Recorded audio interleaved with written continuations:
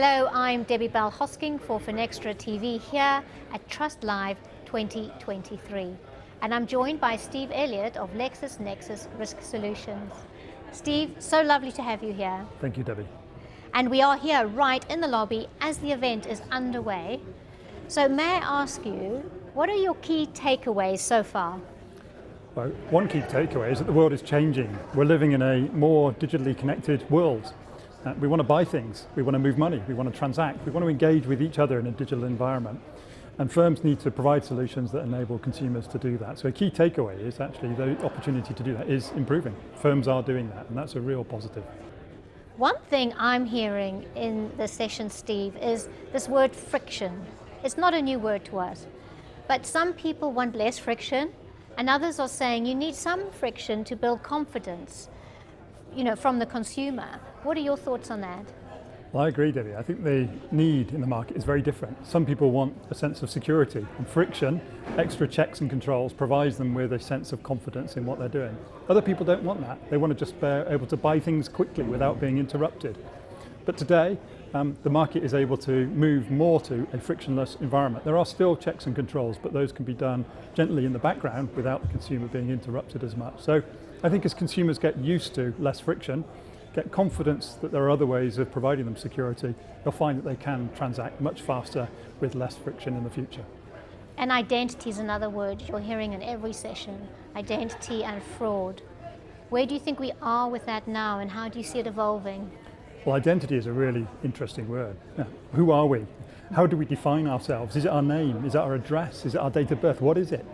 And what we're finding is actually we're identified by a much broader range of attributes.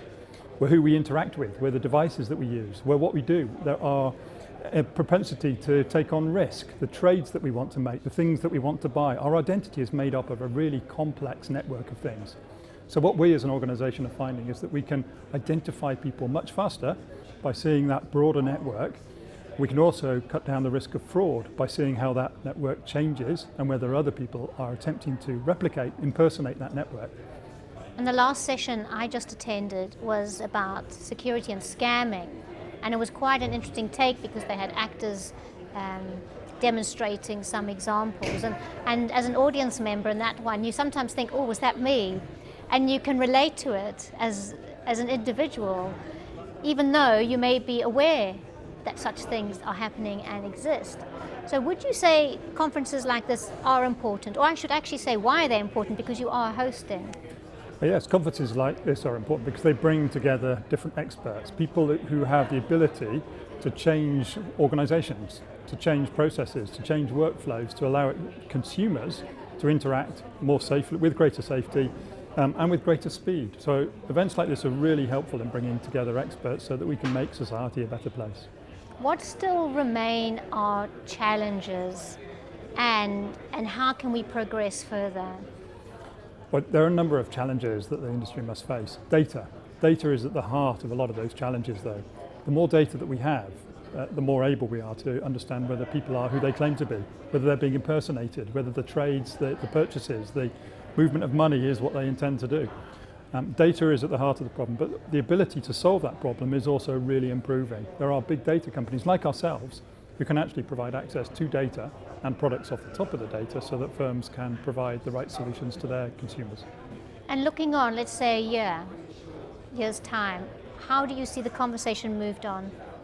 Well, a year from now, I think we will find that our world is even more connected. People are going to be more familiar with their devices, but they'll want to move faster again. What we might find is that usernames and passwords will eventually go. We'll find that people are able to be authenticated very quickly just because they pick up their own device, they use their device in the way they've always used it, they make the trades they're expected to make, and so on. So I think a year from now, we will find that it is easier for people to do the things they want to do, but we will also find society is more inclusive. So at the moment, when firms are credit risk rating people, for example, they'll look at the past, they'll look at what people have done over a period of time. Next year, you might find that firms are looking at the future. They're trying to predict what people might do.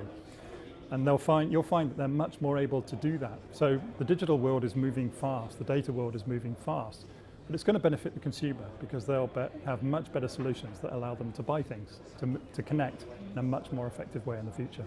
And there was talk in the sessions about your identity should almost be like your mobile phone, where you can take it anywhere in the world and it's operational, it works immediately. So almost you could take your identity.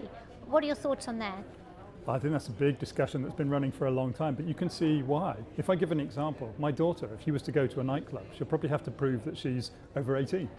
So she'd have to show a driving license or a passport or something. Now, the person on the door doesn't need to see all the details that are included on those documents. All they need to do is confirm that she's over 18. So in that example, they need a form of identity that just confirms that she is an adult. But there's lots of other examples where people are providing too much data, the wrong data, data that's not needed. So providing consumers, people like me, people like you, with the ability just to show the data they need to show for the purpose they're using it for is really exciting, and you'll see a lot of discussion on that over the coming months. And it is interesting, and I'm picking up on what you said in the previous answer, that soon in the future the username and password could be obsolete. Well, that's right. If you take a device today, for example, take your mobile phone.